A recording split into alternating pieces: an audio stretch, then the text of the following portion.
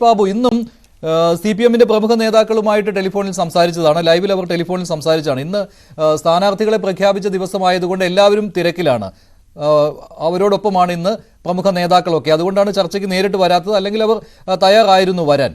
അപ്പോൾ ഫോണിൽ സംസാരിച്ചപ്പോൾ പറഞ്ഞത്, ഈ വിധി വന്ന സമയത്ത് അവർ പറയുന്നത് ഇതേ ന്യായം തന്നെയാണ്. പി മോഹനെ കൊടുക്കുവാനുള്ള ഒരു വിദ്യയായിരുന്നു. അതിനെതിരെ ഹൈക്കോടതി ഈ കഴിഞ്ഞ ദിവസത്തെ ജഡ്ജ്മെന്റിൽ തന്നെ പറഞ്ഞിട്ടുണ്ട്, അന്വേഷണ ഉദ്യോഗസ്ഥൻ ആ പൂക്കട ഗൂഢാലോചനയൊക്കെ മനഃപൂർവ്വം കെട്ടിച്ചമച്ച് കൊണ്ടുവന്നതാണ് പി മോഹനെ ഉൾപ്പെടുത്താനൊന്ന്. അത് ശരിയാണ്. പക്ഷേ ഈ 4 പേരുടെ കാര്യവും, അതിൽ തന്നെ കെ കൃഷ്ണനും ജ്യോതി ബാബുവും ജീവപര്യന്തം ശിക്ഷ ഏറ്റുവാങ്ങുന്ന ഈ അവസരത്തിൽ പോലും അവരെ തള്ളിപ്പറയുമോ ഇല്ലയോ എന്ന ചോദ്യത്തിന് മിണ്ടുന്നില്ല. അവിടെ അപ്പോൾ എടുത്തിടുന്നത് പി മോഹനന്റെ കാര്യമാണ്. ശ്രീ ഉമേഷ് ബാബു. അല്ല, CPM അത് ഞാൻ മുമ്പ് ഒരു ചർച്ചയിൽ പറഞ്ഞാണ്. TP ചന്ദ്രശേഖരൻ കൊല്ലപ്പെട്ടതിന്റെ പിറ്റേന്നാൾ രാവിലെ 11 മണിക്ക് അന്ന് സംസ്ഥാന സെക്രട്ടറി ആയിരുന്ന ഇപ്പോഴത്തെ മുഖ്യമന്ത്രി നടത്തിയിട്ടുള്ള പത്രസമ്മേളനം ലോകം കണ്ടതാണ്. അതിന്റെ ക്ലിപ്പിങ്ങുകൾ ഇന്ന് പലരും ഷെയർ ചെയ്യുന്ന കണ്ടു. കാരണം ഇതിപ്പോ മാഷാ അള്ള എന്ന സ്റ്റിക്കറാണ്, ഭീകരവാദികളാണ്, PFI ആണ്, അതൊരു കൊട്ടേഷൻ പ്രവർത്തനമാണ് നടത്തിയത്, അതിനൊരു തുകയൊക്കെ ഈ പാർട്ടി ചാനൽ വ്യക്തമാക്കിയതാണ്. അപ്പൊ അതുകൊണ്ട് നുണ പറയുക എന്നുള്ളത് CPM-നെ സംബന്ധിച്ചിടത്തോളം അവരുടെ സ്ഥായിയായ ഒരു തന്ത്രമാണ്. കാരണം ഈ കൊലപാതകം ഒരു കാരണവുമില്ലാതെ മനുഷ്യനെ കൊന്നു തള്ളുന്ന ഒരു പാർട്ടി നടത്തുന്ന പ്രവർത്തനത്തെ ഫാസിസ്റ്റായ രാഷ്ട്രീയ പ്രവർത്തനം എന്നാ പറയാ. ഈ ഫാസിസ്റ്റ് രാഷ്ട്രീയ പ്രവർത്തനത്തിന് 2 ഉള്ളടക്കമുണ്ടായേ മതിയാവുള്ളൂ. ഒന്ന്, അക്രമ പ്രവർത്തനങ്ങളുടെ ഒരു മുന്നണിയും കൊലപാതകങ്ങളുടെ ഒരു ഈ പറയുന്ന നുണകളുടെ ഒരു പിന്നണിയും, അങ്ങനെ അല്ലാത്ത ചില ഘട്ടങ്ങളിൽ നുണകളുടെ ഒരു മുന്നണിയും അക്രമ പ്രവർത്തനങ്ങളുടെ പിന്നണിയും, ഇത് രണ്ടും കലരാത്ത ഒരു ഫാസിസ്റ്റ് രാഷ്ട്രീയ പ്രവർത്തനം ലോകം കണ്ടിട്ടില്ല. അപ്പൊ അതുകൊണ്ട് CPM എത്രയോ കാലമായി ചെയ്തുകൊണ്ടിരിക്കുന്നത് ഒരു ഫാസിസ്റ്റ് രാഷ്ട്രീയ പ്രവർത്തനമാണ്. അപ്പൊ അതുകൊണ്ട് നുണകളും ഈ പറയുന്ന ബലപ്രയോഗവും ഇടകലർന്നു വരും. ചിലപ്പം നുണ ആദ്യം വരും, ബലപ്രയോഗം പുറകിൽ വരും, അല്ലെ ബലപ്രയോഗം ആദ്യം വരും, നുണ പുറകിൽ വരും. ചന്ദ്രശേഖരന്റെ കാര്യത്തിൽ കൊലപാതകം ഉണ്ടാവുകയും, കാരണം ഒരു CPM-ന്റെ നേതാവ് തന്നെ അക്കാലത്തൊരിക്കൽ എന്നോട് പറഞ്ഞത്, അയാൾ കണക്കൂട്ടിയിട്ട് 9 നുണകൾ ഇത് സംബന്ധിച്ച് പറഞ്ഞിട്ടുണ്ടെന്നാണ്. വടകരയിൽ വ്യവസായം നടത്താൻ ഒരാൾ വന്നു, അയാൾക്ക് ഈ ചന്ദ്രശേഖരൻ തടസ്സം ഉണ്ടാക്കി, അതുകൊണ്ട് അയാൾ കൊട്ടേഷൻകാരെ കൊണ്ട് ചന്ദ്രശേഖരനെ കൊന്നു. 9 നുണകൾ ചന്ദ്രശേഖരന്റെ കൊലപാതകവുമായി ബന്ധപ്പെട്ടിട്ട് CPM പറഞ്ഞിട്ടുണ്ട്. അപ്പൊ അതുകൊണ്ട് അവരത് ഏറ്റെടുക്കാനേ പോകുന്നില്ല. കാരണം വെച്ചാൽ ധാർമ്മികത, ഫാസിസ്റ്റായി പ്രവർത്തിക്കുന്ന ഒരു രാഷ്ട്രീയ കക്ഷിക്കും പശ്ചാത്താപം ഉണ്ടാകില്ല. രാഷ്ട്രീയ പ്രവർത്തകർക്ക് പശ്ചാത്താപം ഉണ്ടെങ്കിൽ ഈ പറയുന്ന കുറ്റം പിന്നീടെങ്കിലും ഏറ്റെടുക്കും. അപ്പൊ അതുകൊണ്ടാണ് ഇപ്പോ LDF-ന്റെ ഇടതുപക്ഷത്തിന്റെ പ്രതിനിധി എന്നൊക്കെ പറഞ്ഞിരിക്കുന്ന വക്കീല്, അദ്ദേഹം ഈ റൂൾ ബുക്കുകളിൽ അഭയം തേടുക ചെയ്യുന്നത്. അദ്ദേഹം ഈ പരോൾ നിയമം, ഈ തടവ്, ഇത് വാസ്തവത്തിൽ മനുഷ്യനെ പരിഹസിക്കുന്ന ഒരു പണിയാണ്. കാരണം ഇത് കഴിഞ്ഞ 10 വർഷമായിട്ട് കേരളം കണ്ടുകൊണ്ടിരിക്കുന്ന കാര്യമാണല്ലോ. ഇവർക്ക് കിട്ടുന്ന പരോളുകളും ഇവർ ആസ്വദിക്കുന്ന ജയിൽ ജീവിതവും ഈ ആരോഗ്യ കാരണങ്ങൾ പറഞ്ഞ് ഉള്ള ചികിത്സകളും ഇവരുടെ കുടുംബങ്ങളിലെ ചടങ്ങുകളും അതിൽ പങ്കെടുക്കുന്ന CPM-ന്റെ നേതാക്കളും പിന്നെ കുഞ്ഞനന്തന്റെ കുടുംബത്തിന് നൽകുന്ന ആനുകൂല്യങ്ങൾ, ഇതെല്ലാം കാണുന്നതാണ്. എന്നിട്ടും എങ്ങനെയാണ് ഈ രീതിയിൽ ന്യായീകരിക്കാൻ കഴിയുന്നതെന്നാണ് കോടതിയിൽ പോലും പ്രോസിക്യൂഷൻ ബാധിച്ച ഒരു കാര്യം എന്ന് പറയുന്നത്, ഇവർ ജയിലിൽ കിടക്കുമ്പോൾ പോലും ആനുകൂല്യങ്ങൾ നൽകുവാനായിട്ട് പാർട്ടിക്കാർ ഉണ്ടായിരുന്നു എന്നാണ്. എന്നിട്ടും എങ്ങനെ പറയാൻ സാധിക്കുന്നു CPM-ന് ബന്ധമില്ല എന്ന്? അല്ല, ഒരു കാര്യം ഞാൻ കൂട്ടിച്ചേർക്കാം. നിങ്ങളിപ്പോ തൃശ്ശൂരില് ഈ പ്രതികളെ വിയ്യൂർ സെൻട്രൽ ജയിലിൽ കൊണ്ടുവന്നപ്പോ ഇവർക്കെന്തോ ശരീരത്തിന് പരിക്ക് പറ്റിയെന്ന് പറഞ്ഞിട്ട് ഇപ്പോ കേരളത്തിലെ മന്ത്രിസഭയിലെ അംഗവും അന്ന് CPM-ന്റെ തൃശ്ശൂർ നേതാവുമായിരുന്ന രാധാകൃഷ്ണൻ ഉൾപ്പെടെയുള്ള ആളുകൾ, പിന്നീട് ഈ അടുത്ത കാലത്ത് കഴിഞ്ഞ വർഷം, ഒരു വർഷം മുമ്പ് മരിച്ചുപോയിട്ടുള്ള കോടിയേരി ബാലകൃഷ്ണൻ എന്ന് പറയുന്ന സംസ്ഥാന സെക്രട്ടറി വിയ്യൂർ ജയിലിന്റെ മുമ്പിൽ കാട്ടിക്കൂട്ടിയ പേക്കൂത്തുകൾ കേരളം കണ്ടതാണ്. ഈ കൊടിസുനിയുടെയും സംഘത്തിന്റെയും മൂക്കു വിയർക്കുമ്പോൾ CPM-കാർ പ്രകോപിതരായി തീരുന്നതിന്റെ ദൃശ്യമാണത്. ഈ രാധാകൃഷ്ണനൊക്കെ വളരെ ഗംഭീരനായിട്ടുള്ള, ആദർശശുദ്ധിയുള്ള, കൈക്കൂലി വാങ്ങിക്കാത്ത, എല്ലാറ്റിനും അതീതനായിട്ടുള്ള ഒരു രാഷ്ട്രീയ നേതാവ് ഈ പറയുന്ന വിളറി പിടിച്ചിട്ട് ഈ മാധ്യമങ്ങളുടെ മുമ്പിൽ നടത്തിയിട്ടുള്ള പ്രകടനം എന്റെയൊക്കെ മനസ്സിലുണ്ട്.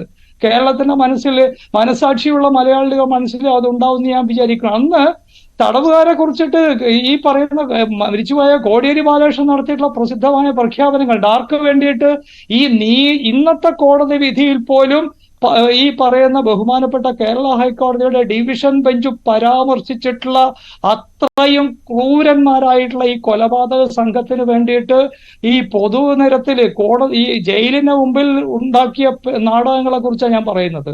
അപ്പൊ CPM ഈ കൊലയാളികളുടെ സംരക്ഷകരാണ്. എന്തുകൊണ്ടാന്ന് ചോദിച്ചു കഴിഞ്ഞാല് അതാണ് ഈ കേസ് അന്വേഷണ സംഘത്തിലെ ചില ആളുകൾ, ശങ്കർ റെഡ്ഡി എന്നൊക്കെ പറയുന്ന ഒരു കഥാപാത്രത്തിന്റെ ഇടപെടലിനെ കുറിച്ചൊക്കെ ഞാൻ കേട്ടിട്ടുണ്ട്. കാരണം ഈ ചന്ദ്രശേഖരനെ കൊന്നതിന് ശേഷം സക്സസ്ഫുൾ എന്ന് പറഞ്ഞ മെസ്സേജ് പോയ സ്ഥലങ്ങളൊക്കെ ഉണ്ട്. അതാണ് KK രവിയും RMPയും ആവർത്തിച്ചുകൊണ്ടിരിക്കുന്ന ഉന്നതതല ഗൂഢാലോചന. പക്ഷെ അത് വാസ്തവമാണോ ശ്രീ ഉമേഷ് ബാബു? അതൊരു കെട്ടുകഥ എന്ന രീതിയിലാണ് CPM കേന്ദ്രങ്ങൾ ഇപ്പോഴും പറയുന്നത്. ഒരിക്കലും അതിലേക്ക് അന്വേഷണം പോയിട്ടില്ല. എന്താണ് അതുകൊണ്ട് ഉദ്ദേശിച്ചത്? അങ്ങനെ ഒരു സംഭവം ഉണ്ടായിട്ടുണ്ടോ യഥാർത്ഥത്തിൽ? ഒരു സക്സസ് മെസ്സേജ് പോയിട്ടുണ്ട് ഒരു കൺട്രോൾ റൂമിലേക്ക് എന്ന് പറഞ്ഞുകൊണ്ട്? ഞാൻ പറയുന്നത് എനിക്ക് ഇതിൽ കുറച്ചുകൂടി അടുപ്പുണ്ട്. കാരണം അത് ചോദിച്ചു കഴിഞ്ഞാൽ TP ചന്ദ്രശേഖരൻ കൊലക്കേസിലെ പ്രതികൾ അറസ്റ്റ് ചെയ്യപ്പെട്ടതിന് തൊട്ട് ശേഷം കേരളത്തിന്റെ ആഭ്യന്തര വകുപ്പ്, പ്രത്യേകിച്ച് അതിന്റെ ഇന്റലിജൻസ് ഡിപ്പാർട്ട്മെന്റ് എന്നെ നിരന്തരമായി വിളിച്ചുകൊണ്ടിരുന്നു. എന്തുകൊണ്ടാന്ന് ചോദിച്ചു കഴിഞ്ഞാൽ ചന്ദ്രശേഖരനോടൊപ്പം കൊലപ്പെടുത്താനുള്ള പട്ടികയിലുള്ള ഒരാളാണ്, അതുകൊണ്ട് സുരക്ഷാ ഭീഷണിയുണ്ട്, ഈ പറയുന്ന പ്രൊട്ടക്ഷൻ സ്വീകരിക്കണം എന്ന് പറഞ്ഞിട്ട് ആവർത്തിച്ച് അവർ വിളിക്കുകയും ഞാനുമായിട്ട് ഇത് സംബന്ധിച്ച നിരവധി രഹസ്യങ്ങൾ ഷെയർ ചെയ്യുകയും ചെയ്തിട്ടുണ്ട്. അതുകൊണ്ട് ഈ അന്വേഷണ സംഘവുമായിട്ട് എനിക്കൊരു ബന്ധം ഉണ്ടായിട്ടുണ്ട്.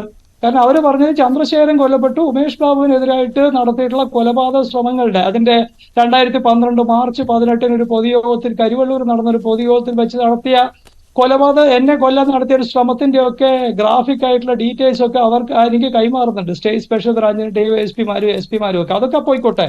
അപ്പൊ അതുകൊണ്ട് ഈ പറയുന്ന ഡേ 1 മുതൽ ഈ അന്വേഷണത്തിന്റെ ഡീറ്റെയിൽസ് സംബന്ധിച്ച് ഒരു നേർക്കുനേർ അറിവുള്ള ഒരാളാണ് ഞാൻ. അപ്പൊ അതുകൊണ്ട് ഇതൊക്കെ ഉണ്ടായിരുന്നതാണ്. ഇത് തീർച്ചയായിട്ടും അന്നത്തെ അന്വേഷണം ഒരു ഘട്ടത്തിൽ മരവിച്ചതാണ്. ഞാനിത് മുമ്പ് ഒരു ചർച്ചയിൽ പറഞ്ഞിട്ടുണ്ട്. ഈ ഷൗക്കത്ത് അലി എന്ന് പറയുന്ന DYSP P മോഹൻ എന്ന് പറയുന്ന ഈ പറയുന്ന ആളിനെ വണ്ടി തടഞ്ഞ് അറസ്റ്റ് ചെയ്തൊരു ദിവസമുണ്ട്.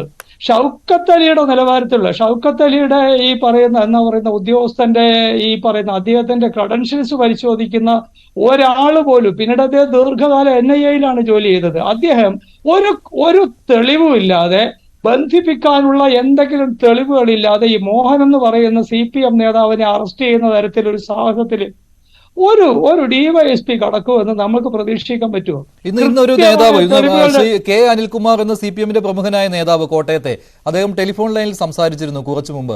അദ്ദേഹം പറഞ്ഞത് ജേക്കബ് പുന്നൂസ് പോലും ആ സമയത്ത് ഇത് രാഷ്ട്രീയമായിട്ട് CPM-നെതിരെ പ്രയോഗിക്കുന്ന ഒന്നാണ് എന്നുള്ള കാര്യം ശ്രദ്ധയിൽപ്പെടുത്തിയിട്ടും തിരുവഞ്ചൂർ രാധാകൃഷ്ണൻ അത് മുഖവിലേക്ക് എടുത്തില്ല എന്നാണ്. അവിടെ ഈ പൂക്കട ഗൂഢാലോചന എന്ന രീതിയിൽ P മോഹനനെ അതിലേക്ക് കൊണ്ടുവരികയാണ് ചെയ്തതെന്നും ഇപ്പോൾ ആ പൂക്കട ഗൂഢാലോചന എന്തായാലും ഹൈക്കോടതിയിൽ പോലും തെളിയിക്കാൻ പറ്റിയില്ലല്ലോ എന്ന വാദമാണ് CPM-ന്റെ നേതാക്കൾ ഉന്നയിക്കുന്നത്. കുമാറൊക്കെ ഏത് നരകത്തിലാണ് അക്കാലത്ത് ഉണ്ടായിരുന്നെന്ന് എനിക്കറിയില്ല. ഞാൻ കണ്ടിട്ടില്ല. ഞാൻ ആ ദിവസങ്ങളിലൊക്കെ ചന്ദ്രശേഖരൻ മരിച്ച അന്ന് രാത്രിയും കേരളത്തിലെ ടെലിവിഷൻ, അന്ന് ഇന്ത്യ വിഷനുള്ള ചർച്ചയിൽ ഞാനുണ്ട് മണിക്കൂറുകൾ. അപ്പൊ അതുകൊണ്ട് എനിക്കറിയാം, ഞാൻ ഇതിന്റെ നേരെ നടുവിലുണ്ടായിരുന്ന ഒരാളാണ്. അപ്പൊ അതുകൊണ്ട് ഈ മനുഷ്യൻ, ഈ അനിൽകുമാറൊക്കെ ഏത് നാട്ടിലാണെന്നൊന്നും ഈ പറയുന്ന അക്കാലത്തൊക്കെ എവിടെയാ ഉള്ളത്, അയാളുടെ രാഷ്ട്രീയത്തിലെ പശ്ചാത്തലമൊക്കെ കേട്ടുകഴിഞ്ഞാൽ എനിക്ക് തമാശയെ തോന്നുകയുള്ളൂ. നടന്നതാണ്. സെൻകുമാർ അന്ന് DGP ആയിരുന്ന ആളാണ്. ഒരുപാട് ഉദ്യോഗസ്ഥന്മാരുണ്ട്. പലരുടെയും റോളുകളെ കുറിച്ച് കേട്ടിട്ടുണ്ട്. P മോഹൻ അറസ്റ്റ് ചെയ്തോട് കൂടിയിട്ടാണ് ഇതിൽ വലിയ ഇടപെടലുകൾ നടക്കുകയും. ഞാൻ ഒറ്റ കാര്യം ചോദിക്കട്ടെ, TP കേസില് ഈ പറയുന്ന UDF ഗവൺമെന്റ് വെച്ച പ്രോസിക്യൂട്ടർ എവിടെയാ ഉള്ളത്? ഇപ്പോഴും പ്രോസിക്യൂട്ടർ എവിടെയാ ഉള്ളത്? ഈ പ്രോസിക്യൂട്ടറെ സാക്ഷാൽ പിണറായി വിജയനാണ് CPM-ലേക്ക് സ്വീകരിച്ചത്. അപ്പൊ ഇതിനകത്ത് ഒരുപാട് കാര്യങ്ങൾ നടത്തുന്നുണ്ട്. അതിലെ വിശദാംശങ്ങളിലേക്ക് ഞാനിപ്പോ കടന്നു പോകാൻ ആഗ്രഹിക്കുന്ന ഒരു ടെലിവിഷൻ ചാനലിലെ ഒരു ദീർഘമായിട്ടുള്ള ഇന്റർവ്യൂ മറ്റു വേണ്ടി വരും ഇതിനകത്ത് നടന്ന കാര്യങ്ങളെ കുറിച്ച് സംസാരിക്കണമെങ്കിൽ. അതിലേക്കൊന്നും ഞാൻ പോകുന്നില്ല. പക്ഷെ ഒരു കാര്യം ഉറപ്പാണ്, ഇതൊരു പ്രത്യേക ദിവസം അവസാനിപ്പിച്ചതാണ്. അതിനകത്ത് ചില ഇടപെടലുകൾ ഉണ്ടായിരുന്നു. അന്ന് UPA ഗവൺമെന്റ് ആയിരുന്നു, നമ്മൾ പ്രത്യേകിച്ച് ഓർക്കേണ്ടതാണ്. കേന്ദ്രത്തിലെ UPA ഗവൺമെന്റ് ആണ്. ഈ പറയുന്ന ഇന്നിപ്പോ പഴയ ആഭ്യന്തര വകുപ്പ് മന്ത്രി സഹമന്ത്രിയായിരുന്ന മുല്ലപ്പള്ളി രാമചന്ദ്രൻ ആവർത്തിച്ചു പറയുന്നുണ്ട് CBI-ക്ക് വിടാൻ ഉദ്ദേശിച്ചിരുന്നു. എന്നിട്ടൊന്നോട്ട് വിട്ടില്ല. ഒരു പ്രശ്നമുണ്ട്. എന്തുകൊണ്ട് CBI ഗൂഢാലോചനയെ കുറിച്ച് അന്വേഷിച്ചില്ല? ഞാൻ താങ്കളിലേക്ക് വരാം. ശ്രീ